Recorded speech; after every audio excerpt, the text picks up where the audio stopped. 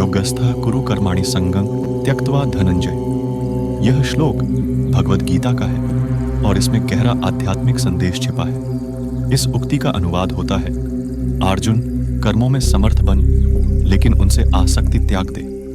इस अद्वितीय श्लोक में छिपा हुआ तात्पर्य योग, कर्मयोग और निष्काम कर्म के महत्वपूर्ण सिद्धांतों से है। श्री कृष्ण जी ने अर्जुन से यह बातें युद्ध भूमि पर अर्जुन असमंजस में था और उसने युद्ध करने से इनकार कर दिया था।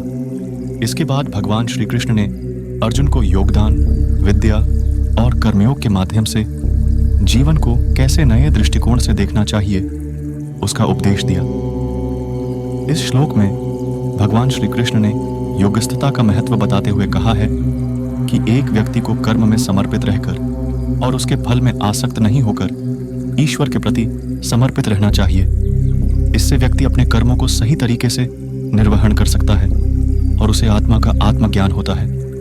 योग का अर्थ है एकता या एक ही भाव, और योगस्थता का मतलब है कर्मों में समर्पण रखना और ईश्वर में एक ही भाव में रहना। इसका अर्थ है कि व्यक्ति को अपने कर्मों के फल के लिए आसक्त नहीं होना चाहिए, बल्कि उसे अपने कर्मों को ईश्वर के लिए समर्पित करना चाहिए। इससे उसके कर्मों में निष्कामता और योग्यता बनी रहती है। श्री कृष्ण जी का यह उपदेश हमें यह सिखाता है कि हमें कर्मों में समर्पण रखकर उन्हें ईश्वर के लिए करना चाहिए और फल की चिंता नहीं करनी चाहिए।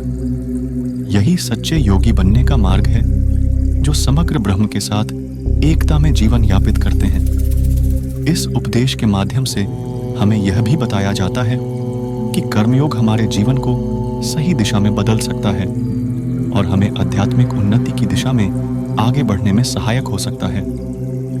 इसके माध्यम से हम अपने दैहिक, मानसिक और आध्यात्मिक स्वास्थ्य को सुधार सकते हैं और सच्चे धर्म में स्थापित हो सकते हैं। इस उपदेश को अपनाने से हम अपने कर्मों को सही तरीके से निर्वहन कर सकते हैं और अपने जीवन को सफल बना सकते हैं। यह हमें यह सिखाता है कि सफलता का अर्थ सिर्फ फल प्राप्त करना नहीं है, बल्कि सही दिशा में कर्म करना और ईश्वर के प्रति समर्पण रखना है। इस प्रकार योगस्थः कुरु कर्माणि संगं त्यक्त्वा धनंजय श्लोक ने हमें जीवन को सही दिशा में बदलने के लिए कुशल तकनीक और दिशा प्रदान की है। इस शिक्षा को अपनाकर हम सच्चे कर्मयोगी बन सकते हैं और अपने जीवन को आध्यात्मिक सफलता की ऊंचाइयों तक पहुंचा सकते हैं। यह श्लोक भगवद गीता का हिस्सा होते हुए हमें एक सही जीवन दर्शन की दिशा में मार्गदर्शन करता है।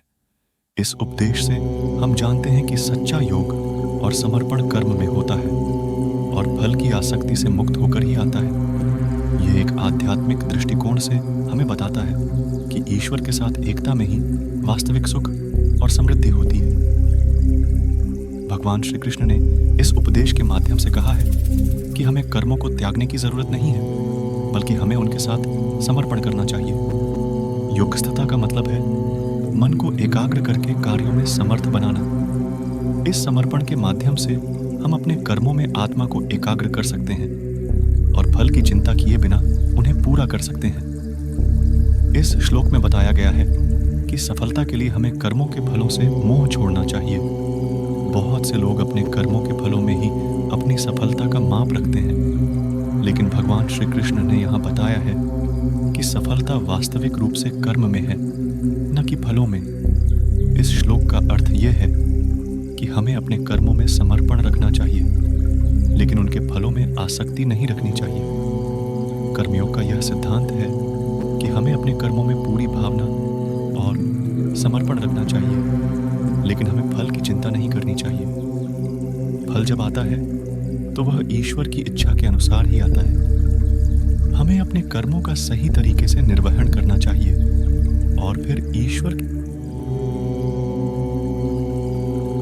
इस प्रकार योगस्थः कुरु कर्माणि संगं योगस्थता का मतलब है कर्मों में हमें समर्पण और ईश्वर के साथ बदलने एक ही भाव में रहना। कुशल तकनीक और दिशा प्रदान उच्च आदर्श है जो हमें जीवन को सही दिशा में बदलने के लिए प्रेरित करता है। सच्चे कर्मयोगी बन सकते हैं। दिखाता है और अपने हमें अपने कर्मों को आध्यात्मिक एक ईश्वरीय दृष्टिकोण से देखना चाहिए और उनमें यह समर्पण रखना चाहिए। भगवद गीता का समाप्त करते हुए हम यह समझते हैं कि सही जीवन योग की दिशा में गुरु कर्माणि संगं त्यक्त्वा धनंजय। इस उपदेश से हम जानते हैं कि सच्चा योग और समर्पण कर्म में होता है और फल की आसक्ति से मुक्त होकर ही आता है।